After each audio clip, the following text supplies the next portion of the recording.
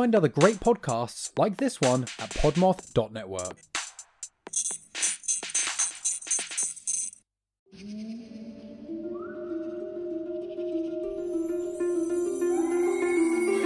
Hello, and welcome to Crime and Spirits, your new favorite true crime and cocktail podcast. I'm your host, Bree. And I'm your other host, Suze. We're best friends who are obsessed with true crime, and we love a good themed cocktail. So, we took our two favorite things and turned them into a podcast.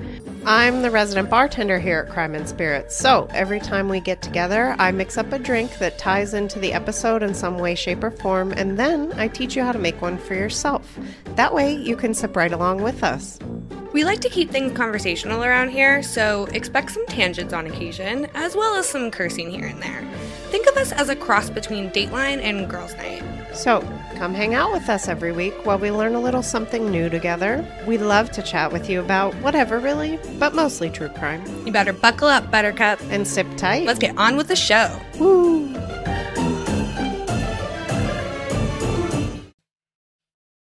Well, hey there, friends. Welcome to the very first episode of the new year. Woohoo, we're back. Just in case this is your first time joining us and you need a reminder, my name is Bree. And I'm Suze. Thank you guys so much for coming to hang out. God, it feels so fucking good to be back in action. The break has been really necessary, but man, I've missed this. I really feel like we've accomplished a lot, though. So when you say necessary, that might be an understatement. That is true. That is absolutely true. And speaking of, one thing that we definitely want to tell you guys right out the gate is we kind of decided that we want to not necessarily restructure the podcast per se, but we've had many conversations in the last couple weeks about what we're doing, basically. Like, what are we doing with ourselves? And how to proceed, pretty much. Because we knew that we had to change the way that we approached the podcast at the very least. So basically, we realized that some of our most favorite episodes that we've created thus far are the deep dives. The ones where we really took time to get to know a subject and really kind of like pick it apart. And really get into it. So we decided that we're going to lean into that a little bit more this year. So you guys can expect another serial killer summer, maybe some deep dives into like, what's a serial killer? What's an MLM? We're going to try and add in some more conspiracy theories, some better known topics, pretty much everything. We want to try to break up the murder a little bit as well. We were trying to figure out just who we were, what our vibe was, and we kind of got comfortable, I think, with the murder and mayhem, for lack of a better word. And we really want to go a different route. It was always the intention for the podcast to not just be murder all the time. Right. So, heads up, if you guys have any topics, like we've said, please let us know if there's anything specific. We do have a listener request that's on the docket. So excited. We'll get to that when the time comes. Shout out will be coming down the line. Yes. But yeah, I'm really excited. Me too. For what we're going to bring into everything. And so we decided to just start things out with a deep dive. With a deep. A deep dive. So let's just get to it.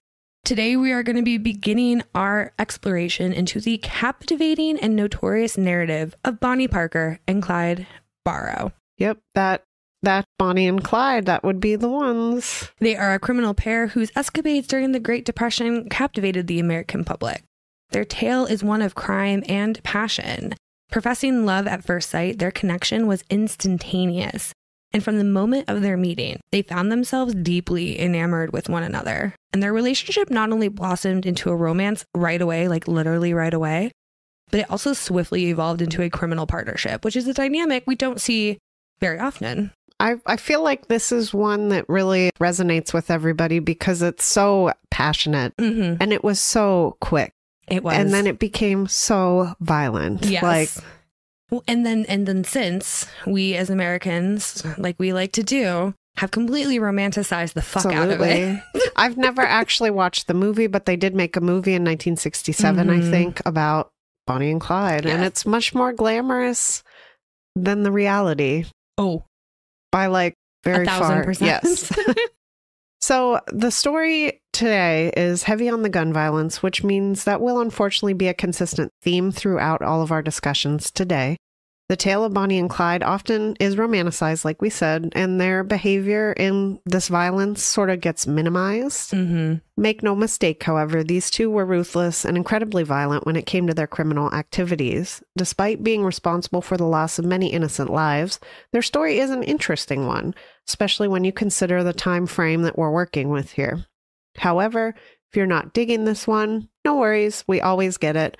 We know that the topics covered here are incredibly sensitive in nature and not for every listener. You should always use discretion when choosing what podcast to listen to, especially one like ours.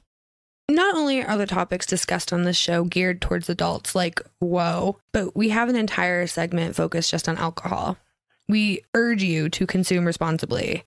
And before we get started, we do want to make a quick note because there are a lot more of you out there now. Hi, guys. Hi. You know, Suze and I always do our very best to tell these stories with respect and compassion. And we just want to make it explicitly clear that while we may joke around throughout our conversations, that will never be done at the expense of a victim or their loved ones. We go into the creation of Crime and Spirits with nothing but the best of intentions. Our goal here is to learn more about the darker sides of human behavior, in addition to how and or why our justice system works the way it does. And, you know, we want to teach you a little bit about how you can make delicious cocktails at home with ingredients that are easily accessible. Well, mostly at least. Mostly. Every now and then I see an ingredient or read a recipe and I'm like, I must do that. Done deal. So if it's a treat yourself or a splurge kind of thing, I usually make a note of that. Yes. But for the most part, we just want to try new things out. And this year, we're going to get on it. We're going to be better about it. But we'll save that for another day. Here at the podcast, you can count on us to be your thrifty bartenders. And with all that being said, let's get into our cocktail. I can't wait because Suze was talking all sorts of shit while she was making this one because she's like, I don't even know what's going on right now. So I Googled Bonnie and Clyde cocktails because I usually Google, like, if I can find something out there that relates to it that I don't have to completely create from scratch, I am here or even for it. If there's like a historical tie that other people made between the things is always an interesting thing to explore. It just so happens the reign of Bonnie and Clyde lasted from 1932 to 1934. Prohibition ended in 1933. So there's a little bit of overlap happening there. I went down a very interesting rabbit hole with this one to drinks I had never heard of and drinks people just made up and called the Bonnie and Clyde. In the midst of all that nonsense, I came upon our drink of the day today, the Scofflaw. I'm sorry, what? I read it like Scofflaw, because that's how it's spelled. Turns out, it's a totally made up noun that was coined during the Prohibition era when discussing a person who drank illegally or otherwise ignored anti-drinking laws. They scoffed at the law. You know, leave it to some Prohibition shenanigans for something like that. I'm here for it. So it turns out this word was actually the winning entry in a nationwide competition in 1923 to create a new catchy term, I guess, for a lawless drinker. Yes. The competition was put on by a man named Delsever King, who is a banker and a very enthusiastic supporter of Prohibition. He wanted to come up with a term to describe the lawless drinker so as to, and I quote directly from Mr. King, to stab awake the conscience. No. I don't know how many consciences were stabbed by this word. Hopefully it was minimal. But it was a competition. There was a prize involved. What would that be? It was $200 in gold. Ooh. So I couldn't find the conversion in gold, but $200 in 1923 would be worth around $3,600 today. As you know, gold comes and it goes, but it mostly keeps some value because it's gold. That's not too shabby. So the winner was chosen January 15th, 1924. It turns out two different folks submitted Scofflaw. That's hilarious. Not one, but two. Was it the same drink? So it's just a word. So they just... Yep. There was not supposed to be a drink. There wasn't supposed to be a drink associated with it. Okay. Yeah. That's kind of great minds, I guess. Right? So Henry Irving Dale and Kate L. Butler came up with this. They split the $200 in gold evenly. Out of the 25,000 entries Mr. King received, Scofflaw was deemed to be the best and most fitting word. Huh. It was also frequently used during Prohibition and experienced sort of a revival in the 1950s. It was then used to describe anyone who displayed a disdain for laws that were difficult to enforce. Interesting. Yes. I did not know this was a thing. I've never heard of this cocktail before. I Googled it and I was like, Scofflaw. I was like, come on now, that's pretend. And then I kept clicking. It's got a Wikipedia page. Several other people have made it. Wow. Yeah. Huh. It's got a whole blurb on on liquor.com. And oh, wow. according to them, if you want to have a true, honest to goodness, speakeasy drink, you should be having champagne or a ginger ale highball, which is just whiskey and ginger ale. Apparently, fabulous cocktails were not the norm during Prohibition. When you were drinking illegally, and I'm quoting from liquor.com here, you just want to get down to drinking. End quote. I mean, you're not wrong. I can appreciate. Some of the drinks sounded gross. This one sounded questionable at best. Apparently, the Scofflaw wasn't even invented in the good old US of A. A bartender named Jack created this drink at Harry's New York bar, which was located in Paris, France. So the history is interesting. The word is weird. I am totally here for it. The original recipe for the Scofflaw called for 1/3 rye whiskey, 1/3 French vermouth, 1/6 lemon juice, and 1/6 grenadine. We're going to change it up a bit. This is the recipe directly from liquor.com. Sounds interesting. I think it tastes pretty good. You guys can be the judge. For starters, you'll need rye whiskey. We are using our Sazerac rye whiskey, which we purchased for the Sazerac that we made a while back. Oh, yeah. That one was good. You'll also need a dry vermouth. We are using the old standby here, Martini and Rossi. It's the green bottle. It's in every bar in America. I swear, even if they don't touch it, it's still sitting there collecting dust. It's just, I think, for aesthetic purposes, if nothing else. You'll also need lemon juice. Fresh squeezed is best, but use whatever you've got. It's January when we're recording this. There's a foot of snow outside. If you've got a bottle of lemon juice in your fridge, by all means, please use that. You'll also need grenadine. We do have the alcoholic type, but you can use the NA type if that's what you've got. You'll also need an orange bitters. We are using our Wiggle brand, which it's technically pomander orange, but it gives it that extra herbally note, which will be good here. And finally, if you want to be fancy and garnish it, you'll need a lemon twist. To start with, to make the drink, we're going to mix it up in our shaker and pour it into a coupe glass. We just put our glassware in the freezer while we work so that the glass is actually nice and frosty when we're ready for it. Next up, grab your trusty shaker, fill it with ice. To that shaker, add 2 ounces of your rye whiskey, 1 ounce of dry vermouth, 1/4 ounce of lemon juice, a few dashes of grenadine is what it said. I wound up doing about 1/4 ounce. It made it look prettier. It's a pretty like reddish pinkish color. It also helps with the taste. And then you want to put in a dash or 2 of the orange bitters. Shake it up all till it's nice and frosty cold, and then just strain it right into your prepared glassware. Garnish it with a lemon twist, and that is it. And that is an interesting mix of flavors. But not in a bad way. It's not bad. I took a few sips and I was like, okay, this is good, actually. Yeah. Who would have thought? Well, you know, I mean, if you guys are new and you haven't checked out our old Prohibition episode yet, you should definitely do it because we kind of dug into some of the history of the cocktails back then. This is 100% a Prohibition cocktail. It's the vibe. Yep. Like 1000%. It's pretty, but also you could chug it if the cops were knocking on the door. You know what I mean? Like it that is kind smooth. of vibe. I will say that. Like it's definitely boozy. So if you're not into super boozy cocktails, maybe add some like club soda or Sprite or something. Our go-to is club soda. It really is. When in doubt. Basic bitches. I don't think I will ever change.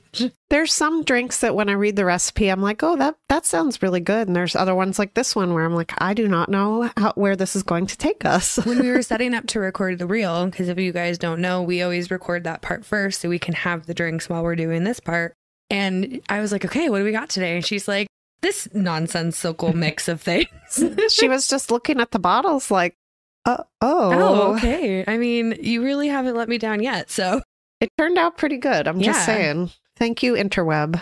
I think it definitely is a good idea to up the grenadine ever so slightly. It said a few dashes, but I was like, let's just have a little more. I think that if it had a little less, it would not be... The sweetness wouldn't be enough to cut the booziness of it. I think it would be blowing your socks off right now is what I think. Honestly. All right, friends, while you wrap up mixing, brewing, pouring, whatever it is you're doing while you're sipping along, we're going to just share a quick word from some of our friends over at the Podmoth Network.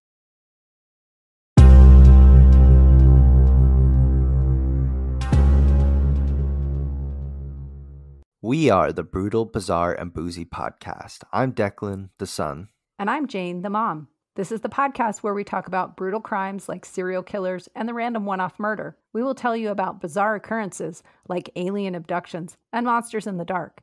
And we just might get you drunk with cocktails themed around one of our stories. At the very end of every show, we like to lighten things up and cleanse the palate from the tragic and terrifying stories. So we end our time with a chaser. You might get to hear crazy stories about our pets or just silly movie recommendations. Give us a listen. We are the Brutal, Bizarre, and Boozy podcast.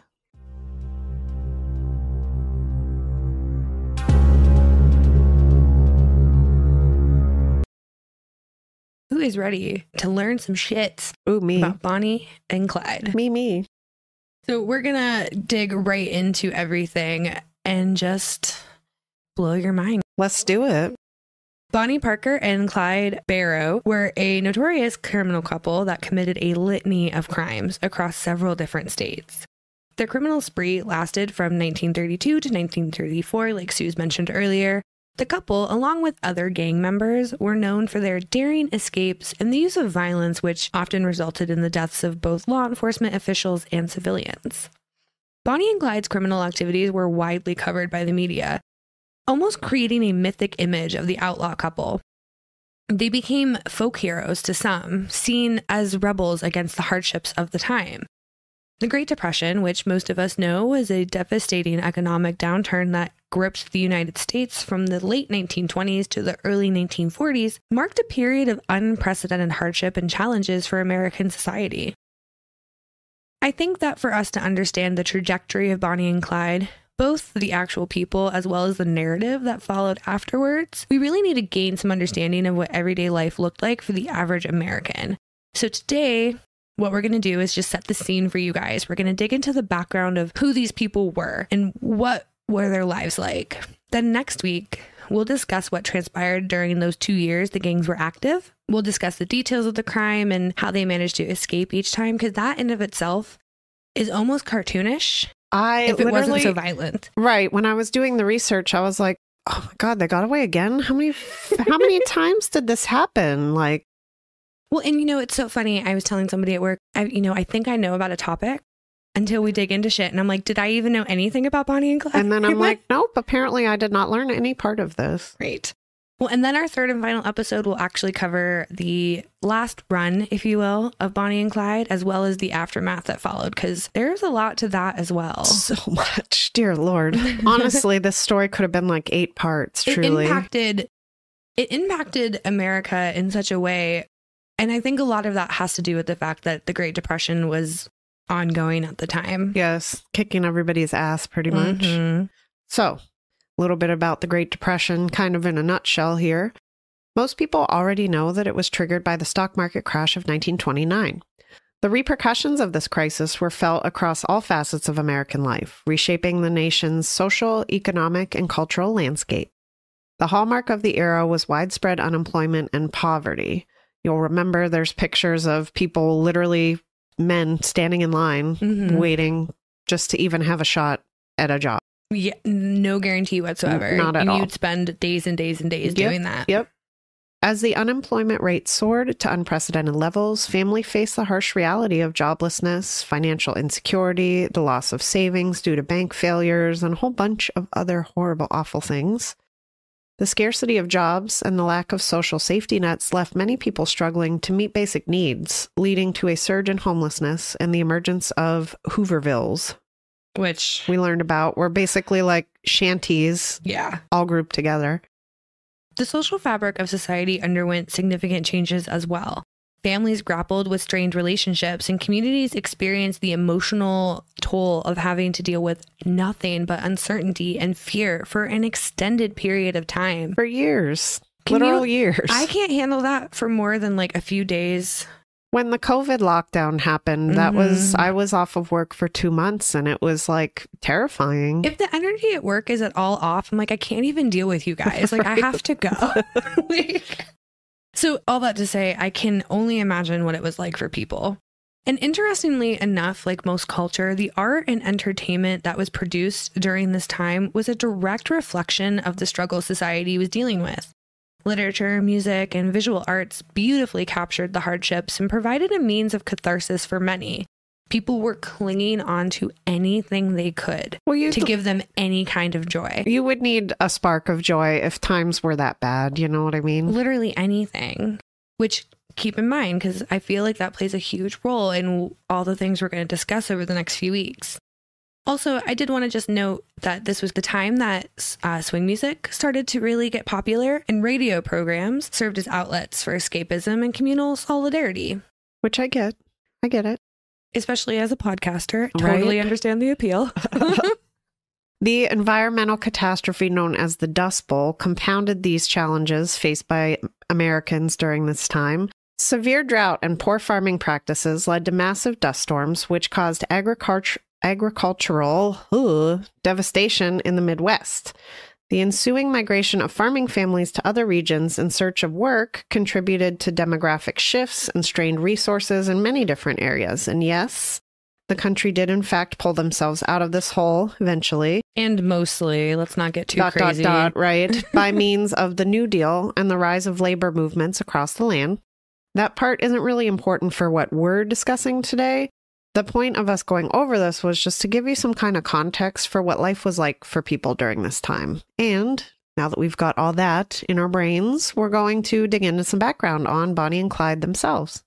So Bonnie was born in 1910 in Rowena, Texas, to parents Charles and Emma. Charles was a bricklayer who unfortunately passed when Bonnie was just 4 years old. After this occurred, Emma packed up Bonnie and her 2 siblings and moved back to her parents' home. The Krause residence was located in Cement City, an industrial suburb in West Dallas. So Emma was able to land a job quickly, and she worked as a seamstress, but the family still struggled financially. As we mentioned, it was not a great time for anyone. Growing up, Bonnie was a fairly good student. She was artistically inclined. She liked to sing, dance, and write poetry in her free time. When she was a sophomore in high school, Bonnie met fellow teenager Roy Thornton, and this was kind of the first moment that her life kind of took on a new trajectory, because the two fell in love, and they were married less than a year after meeting.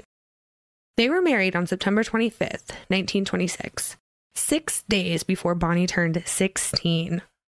I feel like back then that was common practice, I know. but ew. I know. I literally had to sit there and be like, Bree, remember that you're talking about the early 1930s? I know. The 1920s at this point, Yeah, but like, goodness gracious. I still don't like it, but we're going to just move on. So here's why I mentioned the whole thing about her trajectory, because the thing about Roy, he was quickly establishing himself as a career criminal. He'd be gone for weeks at a time, just committing nefarious acts out and about, and then would frequently get caught doing said nefarious act because he wasn't good at it. He was not a good criminal. Nope. And I feel like back then you had to be really bad at being a criminal to get caught constantly. I mean, truly, you think states don't talk to each other now, but back then, like, how would they even? You had to drive to Arkansas or Ohio or wherever. Mm-hmm. And actually physically talk to people. Like, it just didn't get done. Right. And then you add the fact that we have the Great fucking Depression happening at the same time. So like, nobody's got any money to do anything. None of the things were happening. But yet he was still managing to get caught and thrown in jail every so often. And as you can imagine, this kind of resulted in the marriage not really being a happy one. Eventually, Bonnie got fed the fuck up and their marriage did begin to completely crumble. Bonnie actually wrote about it in her journal saying, quote, "Dear diary, before opening this year's diary, I wish to tell you that I have a roaming husband with a roaming mind. We are separated again for the third and last time. The first time, August 9th to 19th, 1927, and the second time, October 1st to 19th, 1927, and the third time, December 5th, 1927. I love him very much and miss him terribly, but I intend to do my duty. I am not going to take him back. I am running around with Rosa, Mary, Judy, and she is somewhat a consolation to me. We have resolved this New Year's to take no men or nothing seriously." Put that on a motherfucking t-shirt. Honestly, though. Let all men go to hell, ! But we are not going to sit back and let the world sweep us by. Very poetic, even in her diary. Well, and that last line, too, is so ominous, knowing what we know now, because she surely did not let the world sweep her by. So it turns out Bonnie did stay true to her word. She did not reconcile with Roy. The last time she actually saw him was in January of 1929. And by that point, he had gone a year, which was the longest he had stayed away. Bonnie went to live with her mother after she left Roy. During the year he was gone, she had begun working as a waitress in Dallas. She frequently wrote of her loneliness as well as her impatience with life in Dallas, Texas, which, I mean, girl, same. I also was a server. I get it. Still. Honestly, right? So when Roy came back in early 1929, Bonnie was still single. However, her love for Roy had been gone and dead and not a thing anymore. She did not entertain any chance of them getting back together. Despite this, the couple never legally divorced. In fact, a few months after their final meeting, Roy was convicted and imprisoned for robbery. Yet again. Again. Bonnie had told her mother at this point that she thought it would, quote unquote, look sort of dirty to file for a divorce post a conviction like that. So she just never did. And not so fun fact, this stayed true until Bonnie's death. She still wore her ring that she got married to Roy with, despite meeting and falling for Clyde, which I found a really interesting nugget of information considering Bonnie and Clyde's relationship. Right. I don't think I ever knew that, so I was very surprised, or I completely forgot, and I was like, what? Well, and I'm sure, though, filing for divorce, you probably had to pay to file the paperwork. Nobody had any money back then, so it was kind of like a let it ride type of thing. Mm-hmm. Like, why fuss about it? Well, and I can't speak to this for sure, but I can only imagine that there's pressure. I mean, there's pressure now for people to stay by their partners when they do things like that. They don't always deserve that support, but there is that pressure sometimes. So I wonder if that played a role. Well, again, we are talking about a world away from now, you know what I mean? Yeah. So, and the young woman at that, I just can't help but wonder if she was like, I don't want to like risk go it through all of that. Right. I can't say I blame her. It's a pain in the ass now. Seriously. So, speaking of Clyde, let's get to know him a little bit. He was born in 1909 to a poor farming family in Ellis County, Texas, which is southeast of Dallas. His parents, Henry and Kumi, That's how Microsoft read it to me, because I had them do it like 16 times. To it multiple times, so we'll go with that. Everything it's spelled Cumie. So you can see where our confusion comes from. And Suze and I, no matter how many times we practice, when the time comes when we're live like this, we literally just have panic. Yep. So much panic flies through my body. It's unbelievable. At any rate, the Barrow family had 7 children. Clyde was baby number 5. In the early 1920s, the Barrow family moved to Dallas proper. This was part of a wider migration pattern happening at the time. Lots of folks were moving from rural areas to more populated cities, I think hoping for a break, which did not come. Grass is greener on the other side kind of thing, I think. Until you get there, yep. Yeah. So many people, including the Barrows, settled in the urban slum of West Dallas, also known as the Devil's Back Porch. That upset me for them. Right. For the first few months of their time there, the family actually lived under their wagon until they could secure some kind of housing. Mm-hmm. According to author Jeff Gwynne, quote, the family settled in an area called the Bog. You could have thousands of people all along here. The Barrows, all these poor people pitching a tent, the Barrows don't even have a tent. They've got a wagon, and at night they would sleep under the wagon, end quote. You know, reading something like that makes me want to take a second to be incredibly grateful. Yes. For my home and all the things that I have in it. Well, and especially back then, during the Depression, there was a lot of crime because people were desperate. Yeah. And desperate people do desperate things, Absolutely. which are not always wonderful. So to have 7 children living under a wagon, like, I just can't even imagine what that would be like. The stress those parents had to have been under, like, good God. So Henry eventually began running a filling station out of the front room of their homemade house on a lot in the city, which greatly contributed to their financial situation. Things were still a struggle, but it did lessen dramatically. As a teenager, Clyde attempted to enlist in the U.S. Navy. While growing up, Clyde was able to look across the Trinity River to downtown Dallas, and he often spent time looking at the city, just yearning for a life that seemed out of reach. Enlisting would have given him a solid chance at getting that. Or at least getting closer to it than he was. Getting out of the situation he was in, I think, was the only concern really at that point. I do actually believe that's still a reason a lot of people join the military. I agree. I mean, I know a lot of people. There are people who have a patriotic duty for sure and feel it deep in their soul, but there are a lot of people that are just trying to better their lives. Exactly. And I can't fault anybody for that. Absolutely not. The thing about Bonnie and Clyde, which we're going to come to see, is that it really seems like it could go either way. Were they a victim of their time? Would it have been different if they would have been born to different legacies? Or if they would have gotten a break, if Roy wouldn't have been a piece of shit, if this next thing wouldn't have happened, perhaps life would have been different. Yeah. So I think it's really an interesting mindset to go into going into the rest of our deep dive here.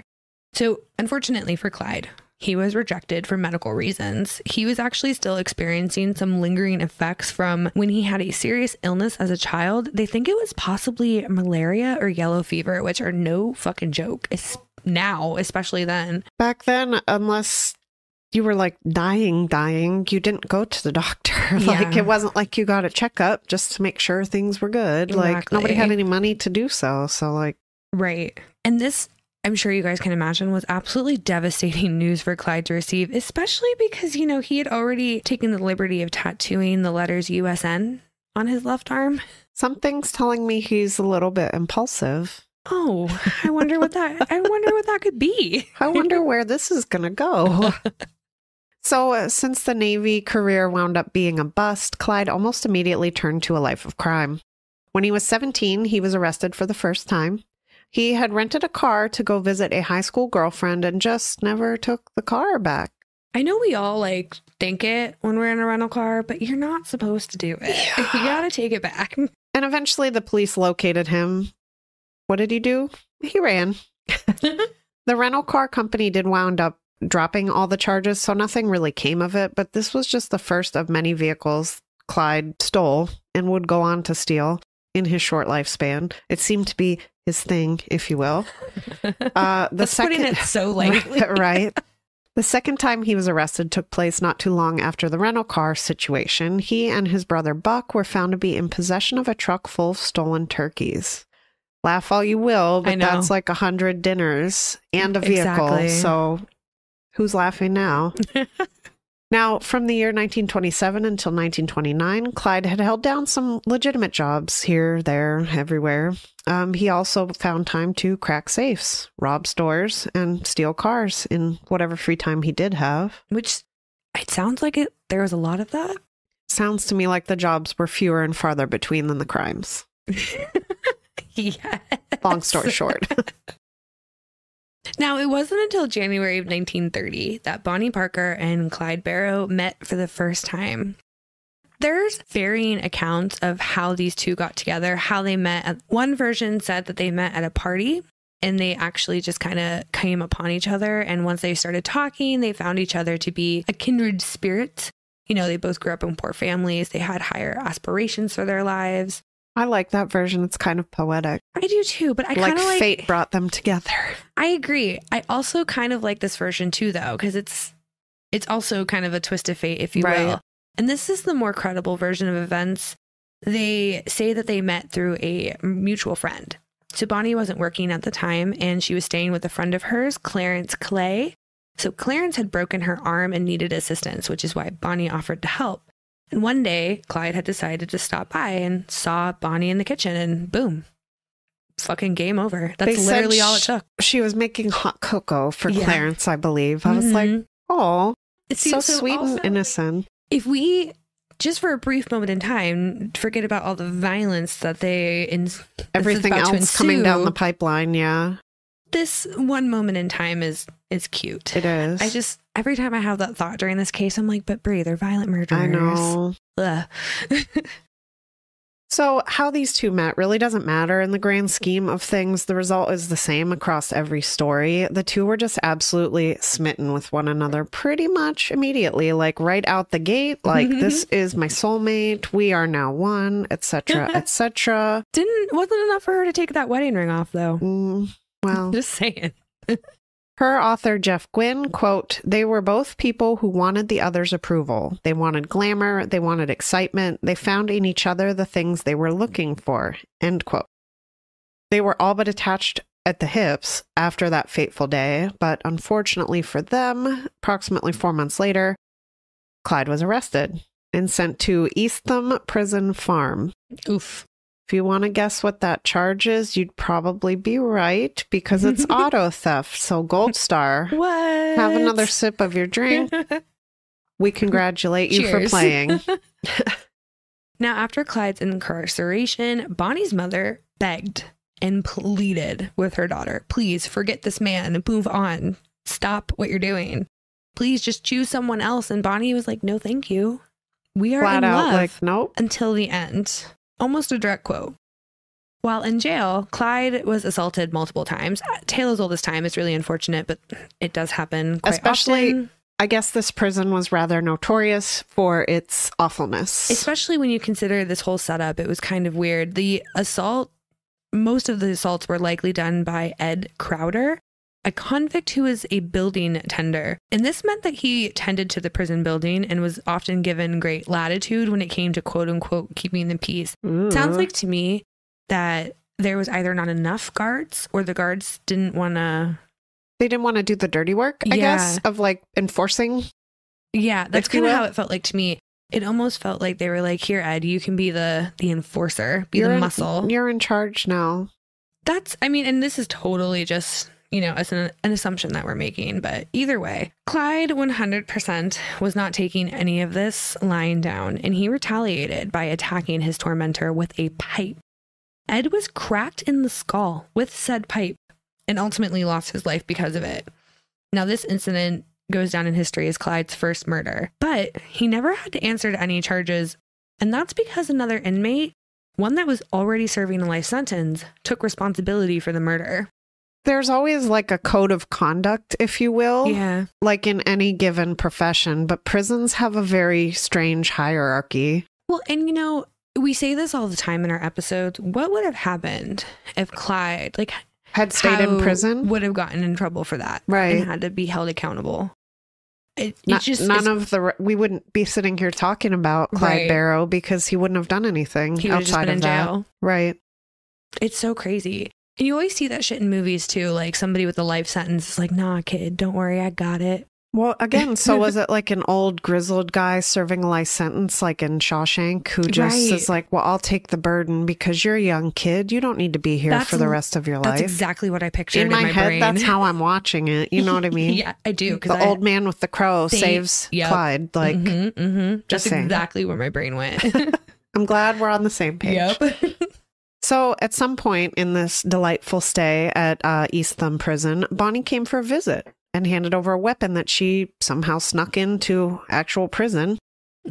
Clyde was able to use that weapon to break out of said prison. This did not last long, however, as he was recaptured and sent back to lockup. At one point in January of 1932, Clyde actually cut off 2 of his own toes, allegedly with an axe. Ow. Yeah, right. So some claim that this was actually done by another inmate. So who honestly knows? You had to work on this prison out in the fields. So I think he was hoping to get out of that. Yeah. The injury Clyde or whoever inflicted upon himself meant 3 different things. 1, he would be left with a noticeable limp for the rest of his life. 2, he would be excused from that hard labor out on the farm. And 3, he would be unable to drive a car with shoes on for the rest of his life. Which so fucking. I literally, I So don't know funny. why, but I was typing it. I was mildly delirious because we've been doing a lot of work behind the scenes, but I literally was like, ha, ha, ha, ha, ha, ha, as I was typing it out. I was cracking myself up. I was like, wouldn't that be a scene to just see a man with missing toes and no shoes driving a vehicle? Because he liked to steal cars. Robbing stores and shit. Yeah. So what? You're limping away? Do you wear your shoes? Do you take them off before you drive? Does somebody drive what the if you getaway have to car? be a quick getaway? That's what I'm saying. Right. We have questions. I have so many questions. So if this was something that he had done to himself, it was pointless. Because 6 days after this impromptu toe amputation, Clyde was released from prison. I feel like that was a small bit of karma that was okay. well, now you're going to limp and you can't drive a car with shoes on. Because apparently literally like this whole shtick. I feel like it was like his mother had been like advocating, like it wasn't really that bad. He just stole a car. Like, times are so hard. Pull out the big puppy dog weepy eyes. Yeah, and people are like, oh, okay. He got released because she was successful in her petition, if I remember correctly. Which, I mean, you know what? Again, if we didn't know what we know up until that point, I think that's an incredibly fair thing to say. No, for Especially sure. if you're his mom, you know. She's like, it's not like he did anything bad. He just borrowed a car and didn't bring it back. Too bad it doesn't stay like that, Mrs. Barrow. I know. Oh, if only. Clyde did end up getting paroled from Eastham on February 2nd, 1932. He came out of prison a hardened and bitter man, which, again, tale as old as time. I can't say I blame him. Like I said, Eastham sounds like awful. It does. Awful. It really, really does. Fellow inmate Ralph Foltz said that he watched Clyde, quote unquote, change from a schoolboy to a rattlesnake, which is quite a description, I think. Honestly, rattlesnakes are terrifying too. Yeah. Clyde was absolutely furious with the prison system as well as the government. You know, everybody felt personally attacked by the Great Depression, which is fair and valid. Like, maybe if things had been handled better, I wouldn't be in this predicament where stealing cars is the only way that I can, like, live. You know what I mean? Mm-hmm. Granted, the anger might seem slightly misplaced, but we are not condoning his do not need do that for revenge here. But I'm saying, I think I can see it. I can as well. It would 100%. make me angry too. Oh, for sure. However, I don't think I would take it to this level because he I would not. made it his personal goal to get back at everyone within those two systems for what he perceived as personal slights against him. You know, like I said, the Great Depression, likely his whole toe situation, as well as the assaults. I really, you know? I'm not trying to be funny. Why the fuck would you cut off your own toes, for one? But for two, like, it's a situation.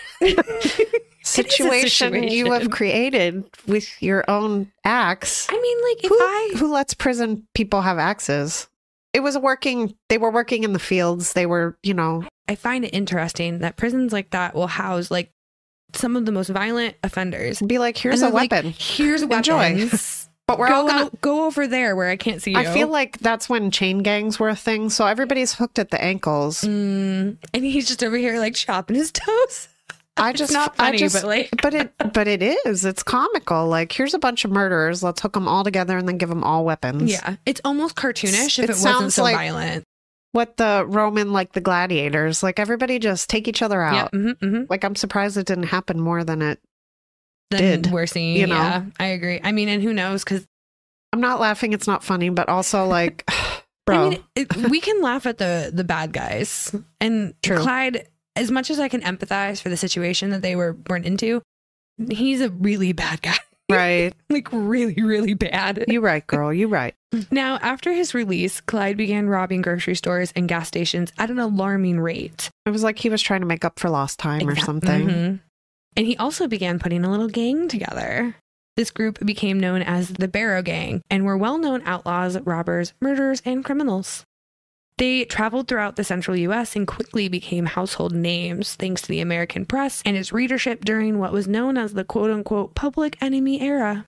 I mean, it's very fascinating, but these were some bad motherfucking people. Okay, so this is one of the things that we want to deep dive this year. I mentioned it before. I am like so obsessed with mob culture and just everything about it. It's so fascinating to me because it's another instance where there's this whole other hierarchy and they live a whole life. They have their own codes. It's based off of things that you and I would never even like dream of understanding. So you guys can definitely expect like a deep dive into mob life and like American not deep geeksters. enough to get us killed or anything. But like, no. Mildly it's deep. not Scientology. I don't think we have anything to worry about yet.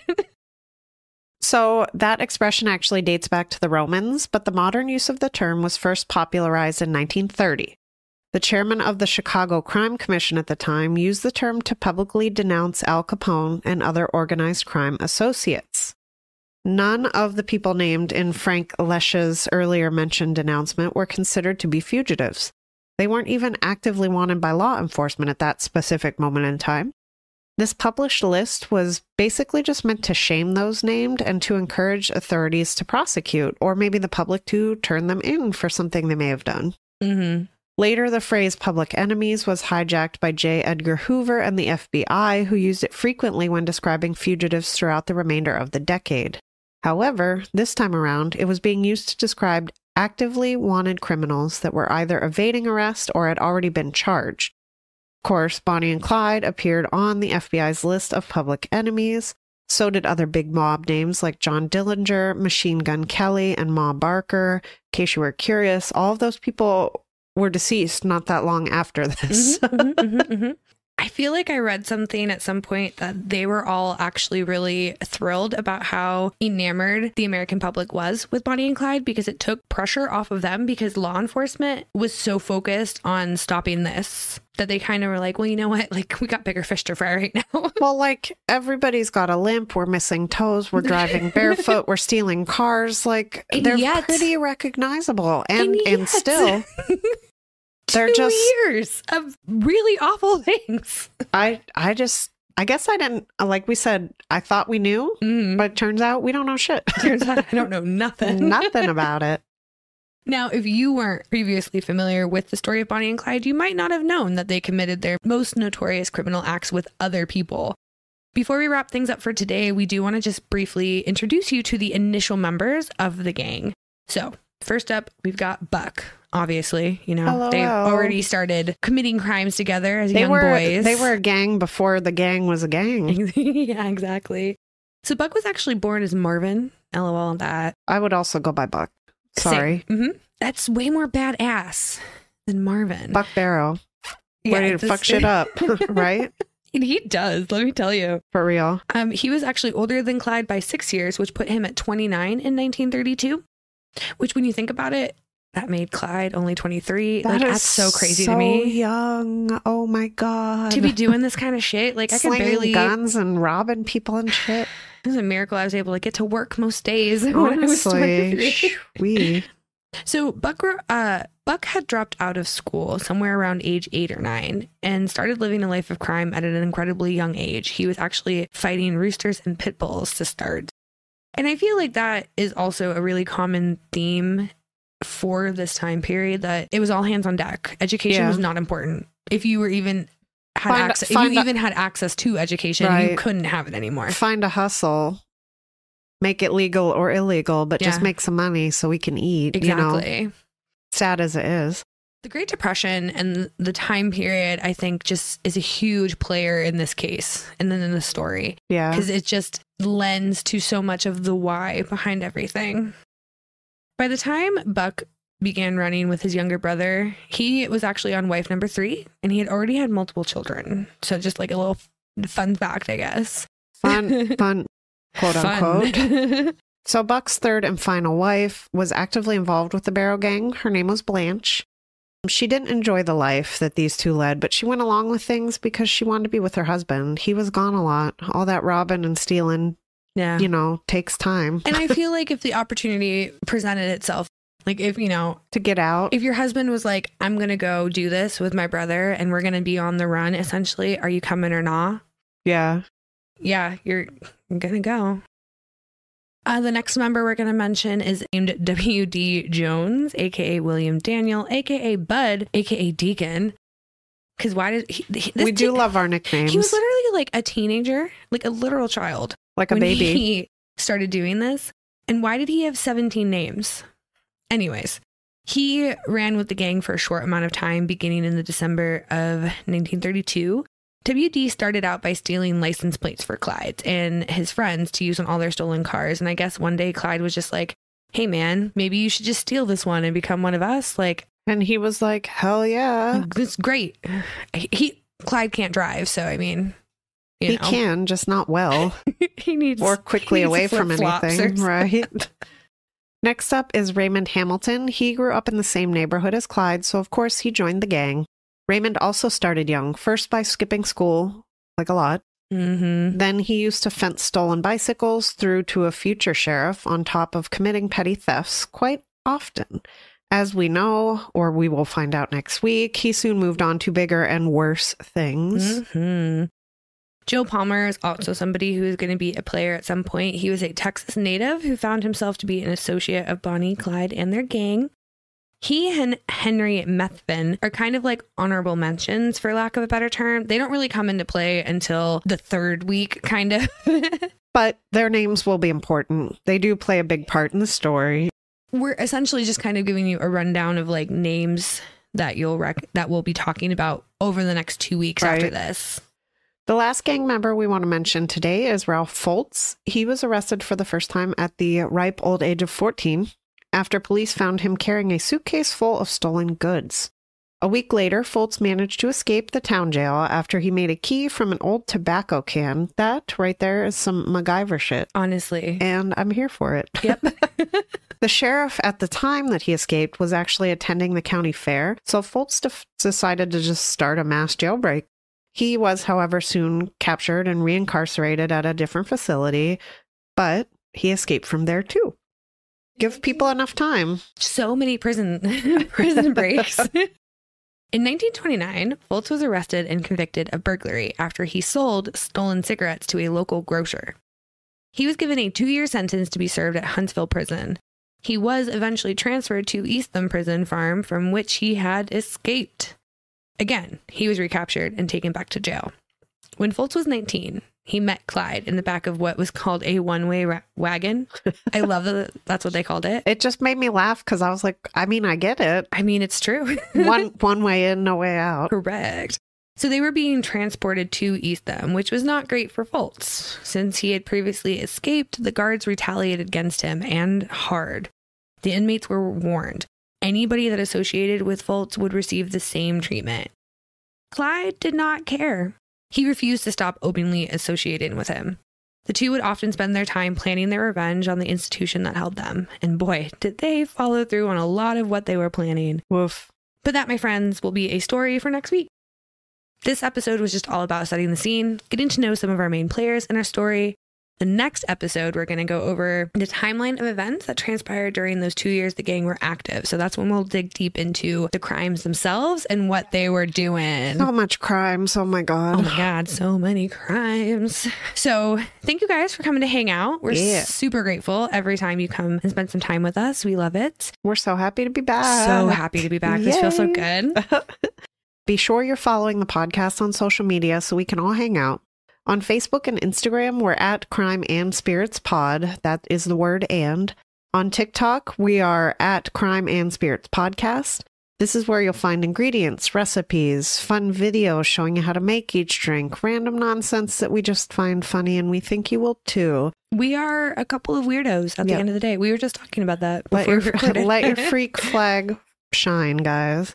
So if you'd like to follow us personally, you can find us each on Instagram. I am at Suze, not Susan. And I am at Bree _ not the cheese. Definitely, if you guys want to follow us personally, like, we encourage this. Please do. Yeah, absolutely. I really enjoy getting to see the crossover. Mm-hmm. It's really fun. And we're going to be doing some other things that are not podcast related. So it's definitely a good time to make sure you're following us on all of the things. Additionally, we are going to possibly, hint, hint, be doing maybe some giveaways in exchange for reviews. So maybe it would be a good idea if you guys started leaving us some reviews on whatever platform you're able to. But if you guys start getting reviews in, it'll help us get just out there a little bit more. It makes our whole fucking day. That too. And we're going to be working on some like fun t-shirts or stickers or things. We haven't decided quite yet what they're going to be, but we're definitely going to be giving you some shit. We got it in the works, guys. Yeah. Also, if you want to recommend a case or a cocktail or literally anything for us to check out, email us at crimeandspiritspodcast@gmail.com.